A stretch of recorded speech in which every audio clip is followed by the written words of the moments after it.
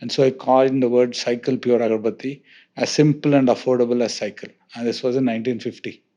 Today we are a well-known mark, and it has stood the test of time. The first generation builds the business right from the grassroots, like you said. The second generation takes it forward, they scales it, right? What would you think a third generation entrepreneur or a family business leader would ideally be doing? When I was just 17 years old, I was given a passport and asked to go see the world. Right?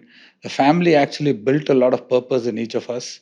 I'm the eldest in the third generation, but I was given the opportunity to understand how big the world is, what opportunity exists. If we can't convince one brother, how will we convince the market?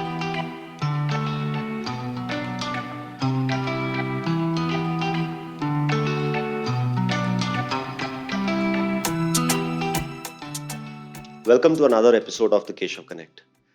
My guest today represents deep legacy and modern transformation. He's the managing director of NRRS, the makers of Cycle Pure Agarbattis. Born in Mysuru and now spread over 75 countries across the world. Welcome to the show, Arjun. Thank you, Keshavji. Thank you. So, Arjun, I would like to start with one interesting fact. How did the word cycle was decided as the brand name? Well, it's my grandfather who's the true entrepreneur in the family. He's the one who started the business, right? In 1948, comes from a very humble family. And imagine India post-independence, right? This is Yeah. 1948. The British have just left. He follows his childhood dream, starts a business. Hmm. He's not from Mysore. He had a job in the Consolidated Coffee Works in Coog, leaves his job, has a government job also because he's a manager at that time, decides to not take up the government offer, moves to Mysore and starts the business. And this is 1948. We're probably one of the first startups post Hmm. independence. Moves to Mysore and starts the Agarbathi business. A very passionate man, very spiritual person. He starts trading in small commodities like shikakai, tooth powder, and Agarbatti, which were all famous in Mysore in those days. Very soon he gets attached to Agarbatti as a product and starts selling it, shop to shop, starts creating his own fragrances. And very soon he realizes for a brand to be all encompassing, it needs a symbol, it needs a logo, it needs an Hmm. icon.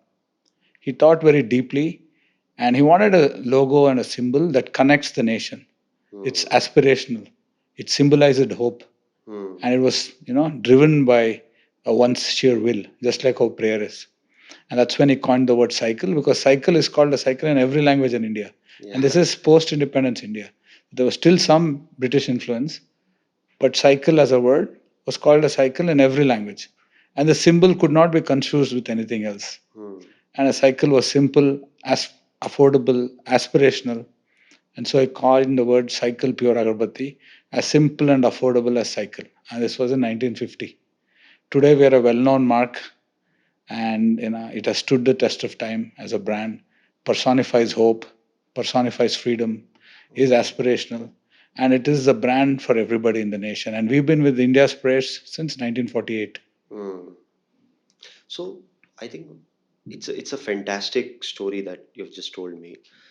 How much of it you have seen it, uh, you know, yourself over the years? Like, I'm sure when your grandfather thought of it as a brand, right, and then your father took it forward. Uh, at what point in time in your earliest days, right, do you have a memory of realizing that this is our brand, this is our business, right? I'm sure there comes a time where the next generation starts to realize that okay, we have a solid business running, and my father or my grandfather has built something really really meaningful. Before such realization, we just feel okay, yeah, there is a setup, there's an office, there are certain people who are working for us, etc. So what is that realization, and what is that earliest memory of yours where you realized, or where you had this epiphany that okay, this is something really large? Well, it's a very loaded question. But that being said, we are a family business into the third generation, Yeah. right? So you look at my grandfather's beginning, comes from a very poor background. His father and his grandfather before him were either teacher or in a family of pandits or purohits, so as to speak. This is pre-independent India. He was born in 1912. He loses his father when he's just 8 years old. Had to take care of his mother and grandmother, support his sister as well. Very early in life, this is. Uh, to study in school in British Raj, he couldn't afford school fees, so he would go to the wholesale market, buy sweets, come and sell it outside his school, make a living by taking tuitions to lower class students, would read newspapers to senior citizens, help solve crossword puzzle, learned how to repair watches, learned Hmm. shorthand and typing. Now, there's something called a typewriter. Most of this generation won't know it, but those days that was a very important skill to learn typing. Upskilled himself, left the ancestral home, went to where opportunity was, went to Nilgiris, which is a hill station where he got a job in a cordite factory, got married, had his child there. Our chairman, Mr. Guru, was born in Arvangad, then got another opportunity in Coorg, moved from Arvangad straight away, came to Coorg, was working there, had four children by then, and India got independence. My grandmother stood by my grandfather, supported him to start the business. She started the business. With all the hard work, with all the sacrifice, he realized the most important thing in a family business is to be very ethical Hmm. and to be very financially prudent. And he put that in systems right from the beginning. 1950, when the business started to grow, he started to recruit people, right? And he realized that no matter how big the company becomes or how the family is, the employees are the key for success. Hmm. And he built trust. And my first memory of my grandfather, most people address them as dada or dadi or tata. The name we were using is Factory Appa and Factory Amma because they were living in the factory, right? This is 1975, 76. Hmm. So I even today call them Factory Appa and Amma because they were living in the factory, literally, with the staff and with the people, and they built it, from where it started. So a lot of ethical business practices, clear purpose, clear vision, driven by commitment to values, taking care of stakeholders, being prompt taxpayers. These were all business values and principles that were laid down from my grandfather's time. And my father and uncles, who then took over responsibility from my grandfather, just built a solid foundation. And they're the ones who have actually seen the struggles, seen the sacrifices, and built the enterprise that is today. Hmm. The second generation of our family, there were seven brothers, two sisters. Sister sacrificed as well initially before she got married. She was helping my grandfather, in making Agarbathi, packing it literally day in and day out till she got married. And the seven brothers, each of them sacrificed, built business, and diversified the businesses as well. We started pharma, we started food products, chain of restaurants, essential oils, aromatic fragrance materials, a lot of different diversifications, got into electronics. Hmm. All of that is, by pre 90s, before the third generation came and joined the business. Another great thing that the second generation did is they showed us the opportunity that existed in India. Hmm. Okay, they let us travel as youngsters. When I was just 17 years old, I was given a passport and asked to go see the world. Right, the family actually built a lot of purpose in each of us. I'm the eldest in the third generation, but I was given the opportunity to understand how big the world is, what opportunity exists. I was never forced to join this business. The second generation always focused on building an enterprise that could run independent of the family, right? And that's what true family businesses do. So they started professionalizing as early as 1965 itself. So we Hmm. had a head of marketing, head of sales. Our accounts was completely independently handled. So when I came and joined the business in 2000, I realized the reason why we could scale is nobody from the family was sitting behind the cash box, which was typical of most of smaller Hmm. family businesses. They're holding a few things dear. Foreign travel was never a privilege that the only family enjoyed. Employees were allowed to, travel and build business in export markets, and that's why we're in 75 countries today. Hmm. So the second generation had long-term vision of building business. By building business, they managed to grow the family as well to a great extent, right? And we were shown this very early. Just to give an example, after my engineering, when I went to do my MBA in the US, just after I finished, my dad and uncle called us and said, there's a 2-week program in Harvard on family business. sustaining and perpetuation. I want you to attend it with your cousin. So Pawan and I went and attended a program for 2 weeks to understand how family businesses perpetuate and from generation to generation. So there were a lot of things they did right uh, Mm. in the fundamentals in terms of ownership transfer to us. The moment we came and started to work in the family business, they showed trust in us and transferred ownership to us. Many people, even till today, hold on to ownership. They give you support, but they don't give a family was completely different in that thought. So yeah, there was no great epiphany. We grew up in a joint family. Till I was about 15, we were about 38 of us in a single house. So dining room conversations was about business. There would Yeah. be an Agarbatti lit in the corner of that day's experiment that was done in the lab that I would get an opportunity to smell. So yeah, was there an epiphany? No, but there was a purpose in me that I need to come and contribute to this great business that was supporting 30,000 livelihoods. Mm. That's giving hope to every Indian with every prayer Mm. from Indian independence. Now imagine an agarbatti, right? It is so simple as a product. You pay what, 1 rupee, 2 rupees, but your whole prayers kind of are Yeah. intertwined in that. Today, before I came for this podcast, I said, God, let my podcast go well today. Right? It's through those two agarbattis, and that's the hope we're fulfilling. And what's life without hope, right? Yeah. And that's what we're fulfilling, and that's the purpose that I said I need to come and work for this business because it's a cause beyond just emotion. It is for the future generations. Yeah, so there's no great epiphany or breakthrough. I said if I get an opportunity to work for this company, it is the best company to work for. Mm. Even if I was not in this family, I would love to work for a company like this, and that's the way the second generation built the business. Mm. No, I draw reference from what you just said that, the family, especially the second generation, made it like an enterprise, right? They thought it like an enterprise, right? I think within my business as well, there was a time when we were working like a typical family business, and it took us 25 years for uh, opening a center outside Kota, right? We started in 1988, right? Took 25 years. We were in Kota. We started with two students in one classroom. It was, I think, this small. uh, till 2012, I think, right?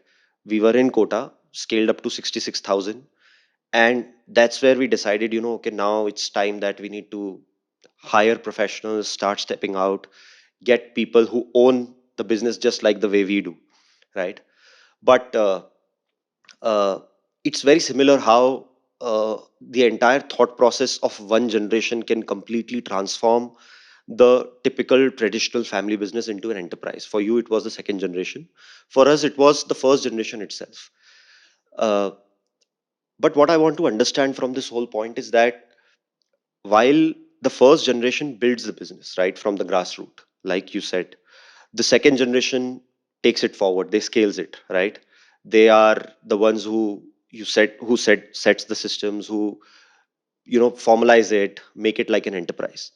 What is exactly a third generation or a fourth generation, right? Since you are further down in the line, is uh, you know supposed to be doing, and this is for all the people who are into their third generation, listening to us, right? Because they have received a business probably in a state where it is already in a certain formalized structure. There is a board, there is a governance structure, there is a system, etc., etc. So for them, what would you think a third generation entrepreneur or a family business leader would ideally be doing? Is it reinvention? Is it just the maintenance of what is going on, or what exactly it is?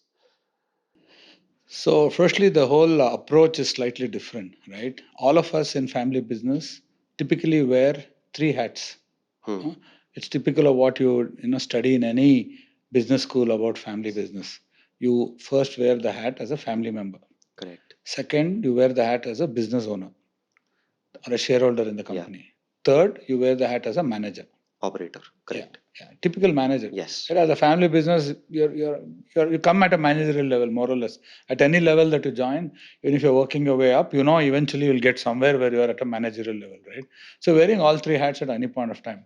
A great family business is one in any generation that's able to separate the three things very independently. Right. Many people may not be good managers, but are excellent shareholders. Many people will be very good supporting the family, but may not be good as managers. So, successful family businesses manage to identify and also bring out the best within the family members who is good at what, right? Entrepreneurship is something that cannot be taught, it has to come from inside. Managerial ability, if the will is there, can be taught and can be learned through experience. So, in family business, we more or less assume everybody can become an entrepreneur, right? Hmm. Like tomorrow, आ गया business में तो Yeah, he's yeah. going to be an It's entrepreneur. not entrepreneurship in family business is not something inherited. That's the only thing it's not inherited. Yes. So managerial ability or ability to become a manager is okay. So successful family businesses manage to understand within a family who can take the entrepreneurial role, but who is good at managing, Hmm. but who is good at sustaining the family, which is Hmm. also equally important. See, the thought that if we are together as a family, we are stronger has to become ingrained. Hmm. It's not about who's working harder, who's bringing in more profit, but how do we stay together? So, conceptually, the whole idea of ownership, of management, of what work I should do, what should I take forward, the biggest understanding that any generation should have is that we are custodians of a legacy. Correct. We have to take care of it, perpetuate it, sustain it, and then pass it forward. Hmm. Whatever we need to do to ensure that, we need to do. To sustain, you have to grow. You can't stay in the same place. To sustain, you have to innovate. To perpetuate, you need to inspire the next generation. You need to build systems and processes within your organization so transitions can happen. You need to be ready to pivot because you're a family business. You're not an Agarbatti company, Hmm. first, right? So we are in the business of delivering hope.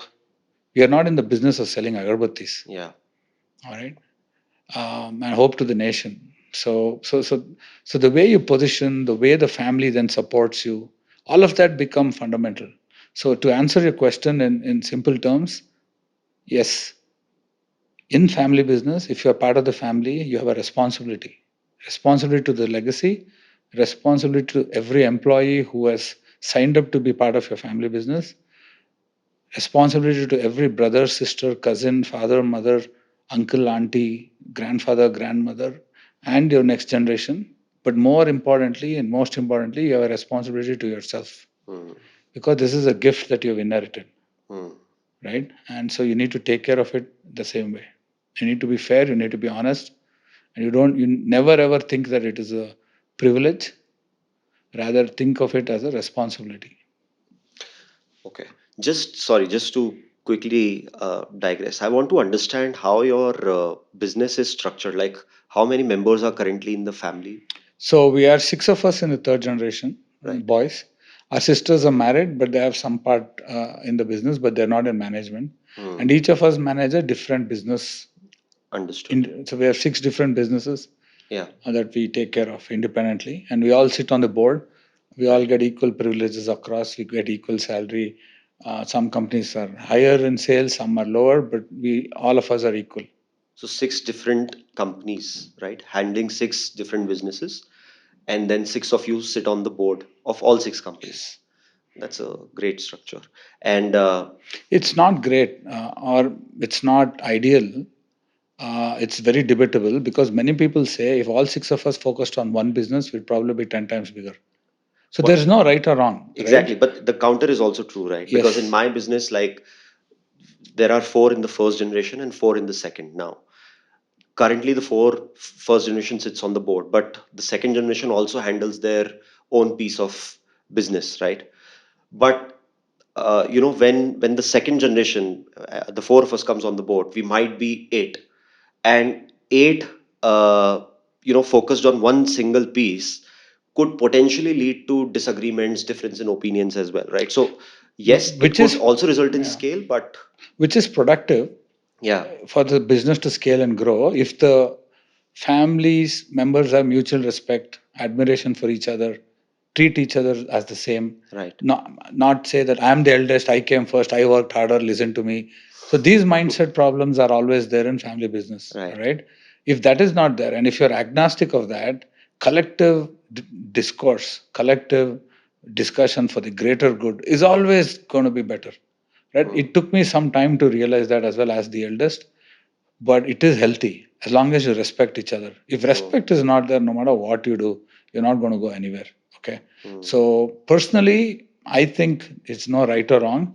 We are a lot more comfortable because each of us manage our own, and then at the board level, we each of the brother questions the other, and we respect each other for that. And whether we grow big or small, we stay together, we stay happy, we enjoy traveling together, we do many activities together as a family. That being said, we always think internally as well. If all of us collectively focus, like our second generation, all three of them focused on one business. One took care of sales and marketing, one took care of production, R&D, and creativity, Mm. one took care of finance, accounts, and administration, and they were able to scale and grow. Yeah. Right here, it's like, each of us doing our thing. We're happy, but the scale is different. Of course, we have grown. We are the largest Yeah. insurance company in the country. All of that is there, right? So there's no right or wrong, and each family needs to figure out what's good for them.